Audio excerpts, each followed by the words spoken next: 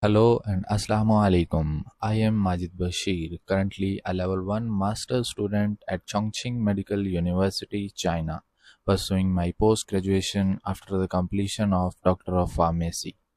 And you are watching Diary of a Gold Medalist. In today's video, we will talk about the language requirements for the PSI Equivalence. So PSI Equivalence is the exam that most pharmacists attempt to become a registered pharmacist in Ireland. In today's video, we'll talk about the various tests that are required to prove your language efficiency. So starting off, first I would like to entail the overall steps of PSI Equivalence, which involve the application for the verification, which is the first step, followed by the PSI Equivalence, and after that you have to show your English proficiency for the professional registration exam. Keep in mind that English proficiency requirement is after the PSI Equivalence exam. So before giving the PRE, that is a professional registration exam, you need to show your English language proficiency. So for the first two steps, application for the verification of documents and the initial PSI equivalence exam which you take in your own country, there is no requirement for English proficiency exam. So after completing the first two steps, when either you go to the Ireland or remain in your country, at that time you can attempt any English proficiency exam. So now going on, the Pharmaceutical Society of Ireland states that there is a language competence requirement that is required to apply for all qualified pharmacists who have completed their training outside of the Ireland. So it is required for all the overseas pharmacists to show some minimum level of English language proficiency. Coming to the criteria for this English language proficiency, the PSI Council states 3 conditions. If you cannot fulfill these conditions, then you have to take an English language test.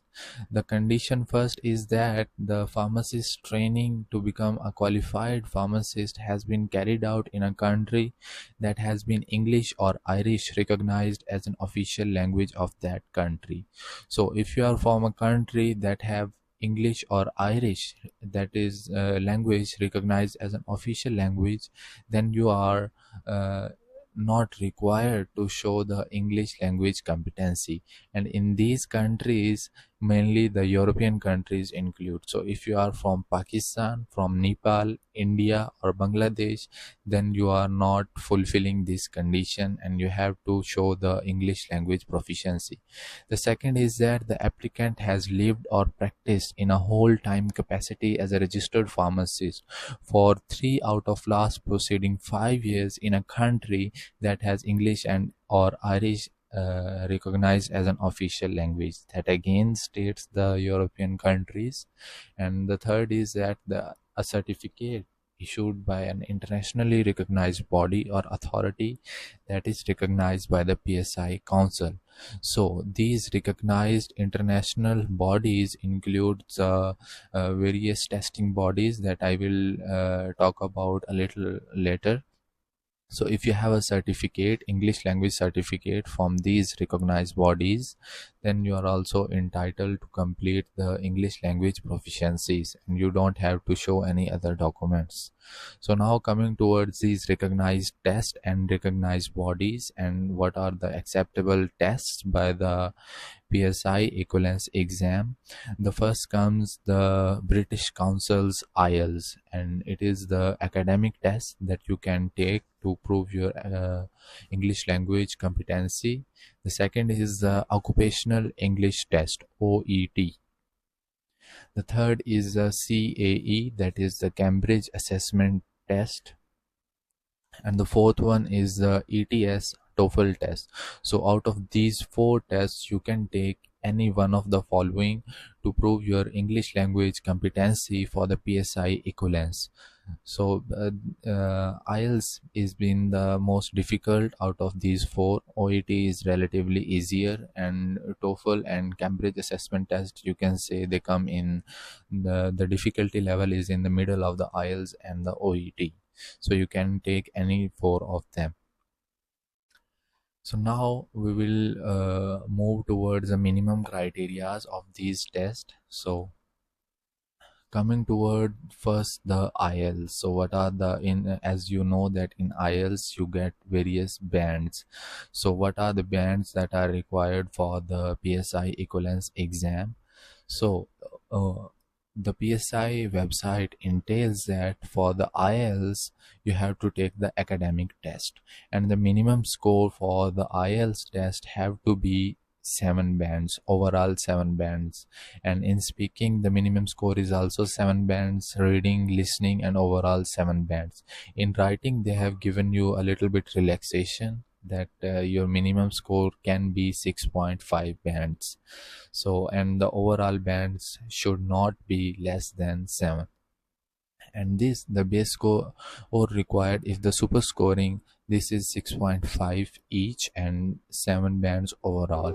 I will tell you at the end of this video that what is the purpose or what is the meaning of the super scoring. So for the time being, at the moment you only concentrate on the minimum score required. So if you are planning to take your IELTS test for the PSI equivalence, so these are the minimum bands that you have to possess for the uh, successful competency showing. Second, if you are taking the occupational English test OET, the requirements for this test, it will include, obviously you will take the pharmacy OET, and the minimum grade have to be the B grade overall, and the minimum score should not be less than 350. And in listening and reading, this score have to be minimum at least 350, while in only in writing they have given a little bit of relaxation that your minimum score can be 300, and in speaking it have to be same like the listening and the reading. So this is the minimum score for the OET test. I'll talk about the super scoring later.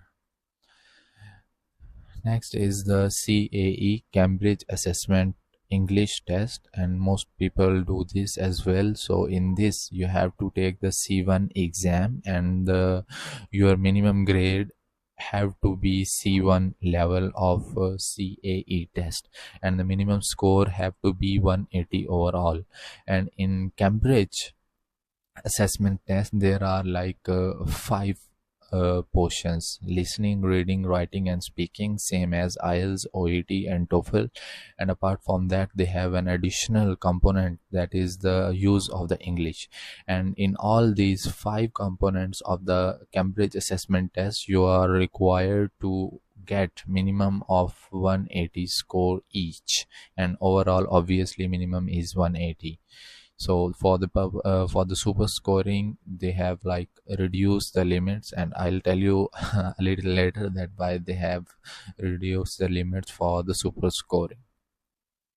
And the fourth one is the ATS TOEFL, in which you have to take the IBT, the internet based test that is accepted by the uh, Irish Council. And in that TOEFL, the minimum score that is required to pass, that is required to apply for the PSI equivalence is the 95 overall, and 95 total. And in speaking they require at least 25. Writing, obviously they have given lots of relaxation in all the tests. You got to possess at least 21 score. For reading you have to possess 24, and for listening you got to possess 22 scores. And including summing it all scores, you have to possess not less than 95 scores. Now there are some precautions that the PSI have entitled on their website that and it states that the applicants must meet or exceed the minimum score in each component, as I have shown you in the previous tables, and all the components of the Ielts, Toefl, CAE and OET must be attempted at the same sitting. So this is the important thing for you people to get notice of, that you have to attempt all the 4 or the 5 components, which include the speaking, listening, writing and reading, in the same sitting. And that is if the minimum score on the component is not met at a sitting, all the components must be attempted again. Okay, so for example, if your speaking bands were not as much required in the Ielts, or simply putting into words that your speaking bands are less than what is required for the PSI, then if you want to take the next Ielts, you have to take the complete sitting. And the PSI does not accept only one skill retakes. Like as I have given you the example that, for example, in Ielts you failed in the speaking, so in the next Ielts some people do that, they only attempt the speaking test. So this is not acceptable by the PSI. For the next time as well, you have to take all the 4 components of any test that you are going to attempt. Now talking about the main concern of the super scoring, which I was entitled to tell you at the end of the video. So there is an allowance of the super scoring. So what is the super scoring? It is actually the combination of 2 examination of the same format. Like if you have done earlier Ielts and you did not get the required bands, then after 2 months you attempt the Ielts again. So first you already attempted Ielts, again you attempted Ielts. So this is the same format, like you have given 2 tests, simply putting into an understandable words. If you have given the Ielts 2 times or Toefl 2 times or any of the tests 2 times, then this PSI, the Pharmaceutical Society of Ireland, allows the students for the possibility of the super scoring. And in this, to avail the possibility of super scoring, the applicants must meet or exceed the base score that they set. In the case of the super scoring, that was obviously less per component and also the overall.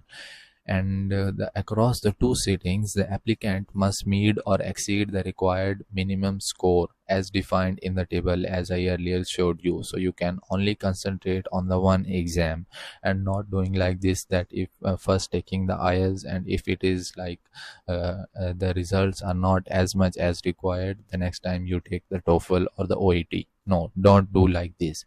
If you earlier you are planned to do the Ielts, always do the Ielts.